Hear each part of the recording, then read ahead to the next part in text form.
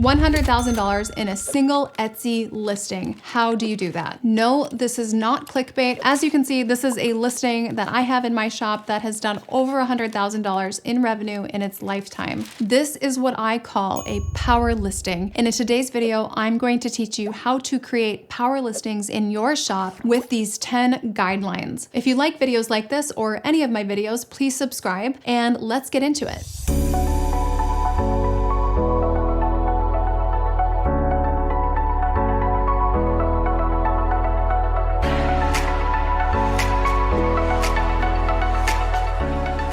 Welcome back to my channel. My name is Dylan Jarris, and I am an Etsy shop owner of about 7 years. I've sold over $1.4 million in revenue on this platform, and it's over $1 million in profit. I also sell on Amazon and Shopify, and my entire background is in corporate e-commerce. I've hired out most of production for my Etsy shop, and I teach sellers just like you how to build multi-six-figure shops for themselves. So in this video, I'm going to talk about power listings. Sometimes I call them market leader listings, but these are really listings that are designed and built with this intention from the ground up to do at least $20,000 in its lifetime. I do this on repeat over and over again in every single category that I launch into with my shop. So today I want to teach you guys how to do this for yourself. And at the end of the video, I'm going to tell you guys the exact category that I sold this power listing in, the one that did over $100,000 in revenue. And I'm going to tell you exactly why that category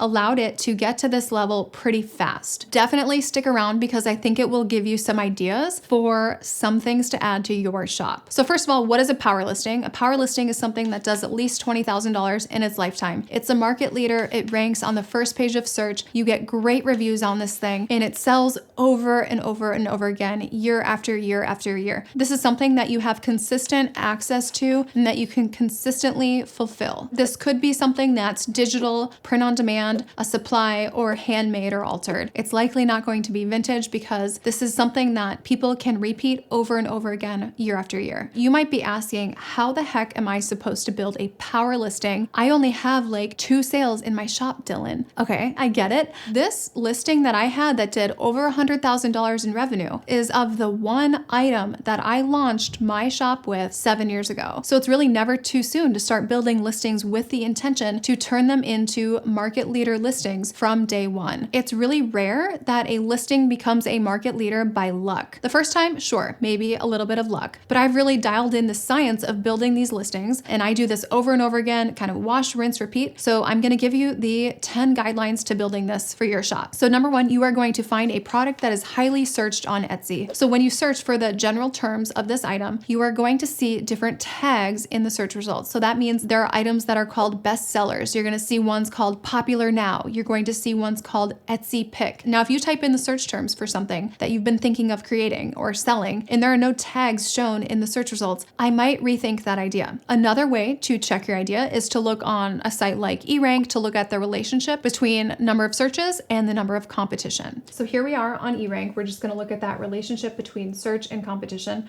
So you're simply typing in a category. So let's say you want to sell kids personalized backpacks. So we're going to type in kids backpack. It automatically sorts by average number of searches. And then you can see if the competition is high or low. So yellow, red, orange, it's pretty much like stay away, not a great idea, a little bit too much competition. Green means go. Kids backpack, competition, pretty high. Okay, personalized kids backpack, a little bit better. Backpack kids, that's just rearranging the words. Fire truck kids backpack. Customized backpack kids, mini backpack kids, these are all much better. Embroidered backpack kids. So these are giving you some ideas of where the relationship between the search results and the competition might be more in your favor. But now we definitely want to check this on Etsy. So now we are looking up personalized kids backpack just to make sure that there are some best sellers, some popular now listings, which there are a lot of. That is great to hear that we have the ratio of customer searches to competition that we want, as well as proof of concept that these are actually selling enough to be considered best sellers, popular now, Etsy's pick, things like that. That tells me that that product type has the potential to become a listing that could do $20,000 plus in its lifetime. The next thing that you're going to do when you're building a market leader listing is that you are going to get a wide variety of listing photos. Now there are these 10 types types of listing photos I recommend having in every single listing, whether you are doing digital, print on demand, handmade or altered items, or supplies. Here's an example of a shop that has a great variety of listing photos, not quite all 10 types, but they're doing pretty well. So you need to have lifestyle photos, photos of it on model, photos showing the size and scale, the texture, the color, all the options, because if an option is not visible in your photos, no one will buy that option. So photos of every single variation, and of course the video. But there are these 10 types of listing photos that I recommend having, and if you're curious about that, reach out. The next thing to do when you're building a market leader listing is to make that main listing photo really nice and bright and crisp, not too kind of dark or moody feeling. That doesn't do as well on Etsy. So here's an example of photos that do really well with that Etsy customer. Really bright, really crisp. So even if you have some maybe darker or more moody photos in the assortment of listing photos, the main listing photo that shows up in search, you want it to really cater to what that Etsy customer likes to see. If you're not sure what that main listing photo should look like, I highly recommend looking at other websites of premium brands and retailers that your competition shops at. This shows you what types of photos are high converting for those premium brands, and it might give you some ideas for how to display your items in your own listing photos. This is a lot better than simply looking within Etsy itself. It might open your eyes to different ways to present your item that is not as popular yet on Etsy. The next way to get a listing on the path to becoming a power listing is to run sales strategically. So I recommend putting something on sale 2 days in a row, 24-hour sales back to back, at least every other week. And this is at minimum. This way you create scarcity. It also helps you get traction while you are building it up to become the market leader. So once you are a market leader and you are a power listing, maybe you're ranking first in search, you don't necessarily need to do sales at all anymore. Maybe you raise your prices actually. But in the process of building something to become a market leader listing or a power listing, I highly recommend that sales strategy. That is just one of, maybe a dozen different discount strategies that you can implement.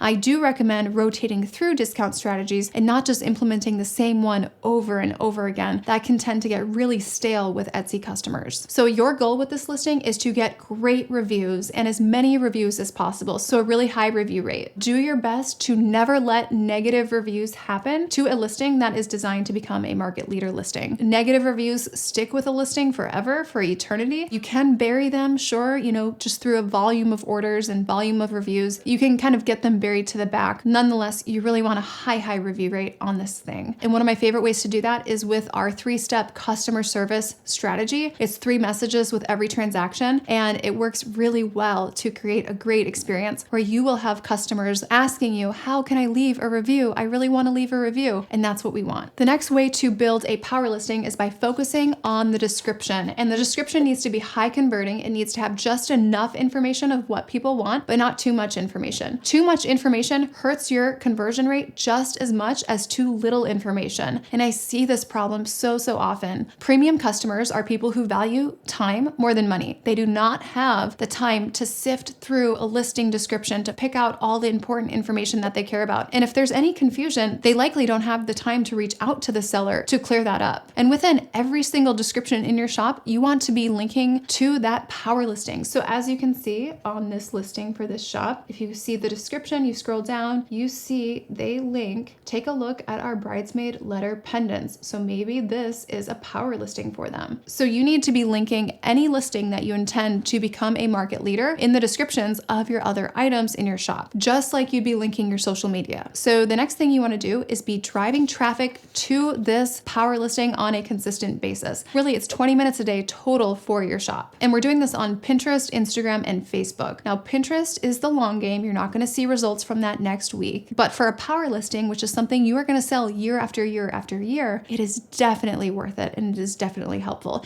It is the #1 source of traffic for all of my power listings. It's Pinterest. Make sure you have that Pinterest optimized photo within your listing photos. That will help the Pinterest strategy work twice as well. And with Facebook, you need to be relentless, absolutely relentless. This is that thing that's going to help you get momentum from day one, from week one of launching your listing. I have a student getting 65% of her traffic with my Facebook lesson. I have another student who did one of the Facebook posts and got over 45 requests for that item from one post. Definitely a strong ROI on that 20 minutes a day that you put into driving traffic. traffic. If you are curious about how we do any of these strategies, I do teach them all step by step in my program. I actually record my screen. I show you what to click, what to type, what to post. So I try to take the thinking out of it so that you can just focus on the action. All right, the 8th thing we need to do to build up market leader or power listings is to allow for customization and to utilize variations so that they can order any option related to that item within the same listing. So we don't want to have different listings for different sizes. So this means having all sizes and all variations available in a single listing. You want this listing to meet the needs of as many people as possible. So this means all sizes, all color options, everything available in the single listing. So here's an example of a CNC card sign.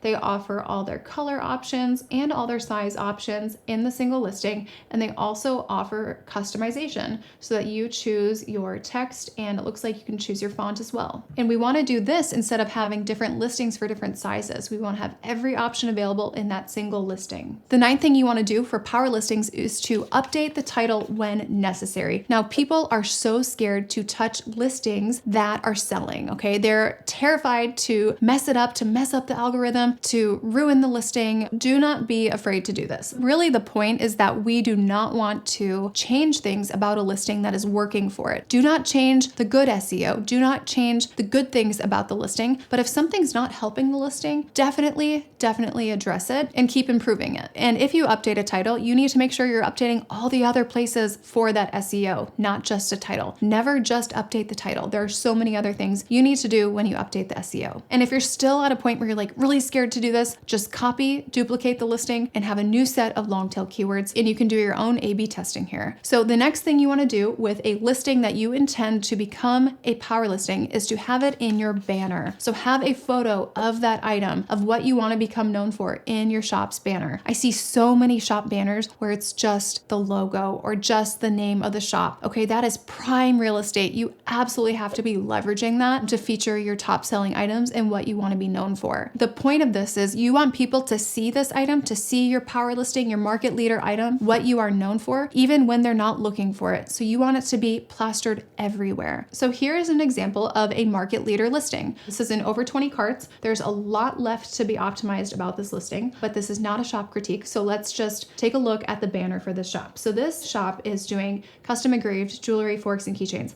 Now that is a bestseller. I'm guessing the rest of the featured items are also bestsellers. So I would have these, what your shop is known for, plastered all over that banner. So you can create a banner in Canva, or you can use Etsy Plus to feature a few different items in the banner. And you want people to see what you are known for the second they click on your shop. You don't want them to have to sort through your listings. So in general, with a listing that you intend to become a power listing, you want people to see this even when they're not looking for it. So now, since you've made it to the end of the video, I am going to talk about the category that I sold this $100,000 listing in. And I'll tell you why the category was so important in getting it to that level at the rate and at the speed that it did. This is a category that is a physical, handmade, or altered item. It is something that sells year round. It is a made to order, customizable item, and it is not trend based at all. So it's not at all holiday based. This is something where the customer could get every possible variation they could imagine in this single listing. And it is also something that is for recession proof occasions. And in recessions, people are always getting married, having babies, and passing away. So this was a great item for that wedding category, the baby category, and the funeral category. It also is something that appealed to any age group, all the way up to that very,